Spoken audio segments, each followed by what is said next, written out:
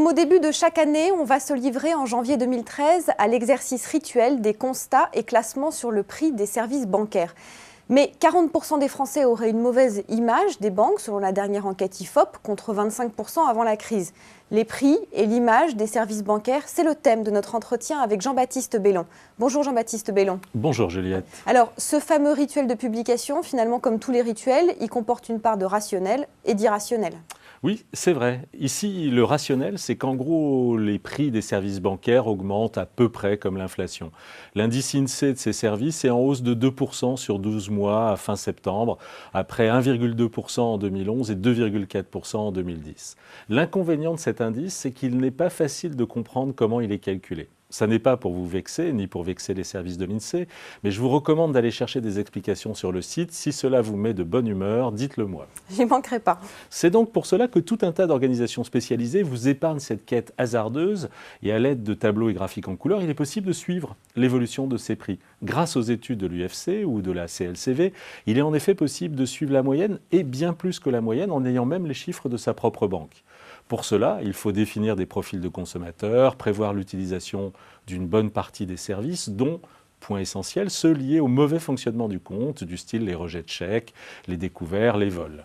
Et d'ailleurs, c'est là qu'on arrive à la partie irrationnelle du rituel. Là, on rentre beaucoup plus dans l'émotionnel, car il faut déterminer si vous vous faites voler votre carte 0,4 fois dans l'année, si vous la perdez 2,2 fois, plus sérieusement. Ces classements montrent aussi une assez grande modération des prix.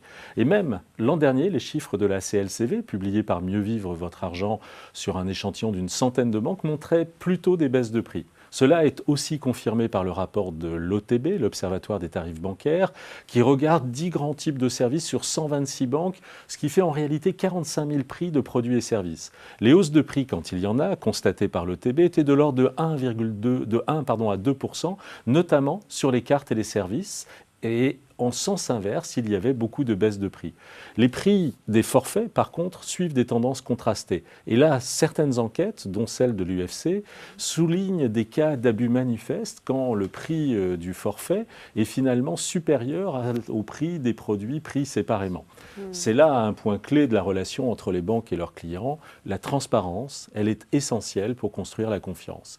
Les banques en ligne en ont fait un argument en allant parfois jusqu'à la gratuité de certains produits, comme les cartes bleues.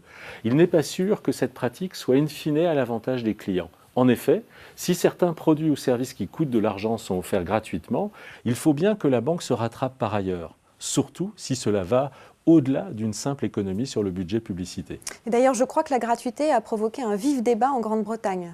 Tout à fait. Les régulateurs en Angleterre et certains banquiers sont plutôt en faveur de l'interdiction. Ils pensent qu'il s'agit là d'un péché majeur de la banque. Cela incite en effet les établissements à essayer de compenser une perte bien signalée, bien visible, par des profits pas toujours mis en évidence. En fait, les banques britanniques ont provisionné sur ces derniers trimestres près de 15 milliards d'euros pour des mauvaises ventes sur des contrats d'assurance emprunteur qui sont vendus à grande échelle, à plus de 10 millions d'exemplaires, et un tiers des souscripteurs étaient par avance exclus de ces services de protection. C'était écrit, mais en toutes petites lettres. L'être ou ne pas l'être, les banques n'ont pas le choix, il faudra plus de transparence. La transparence, je crois que c'est le mot de la fin. Merci Jean-Baptiste Bellon. Merci Juliette.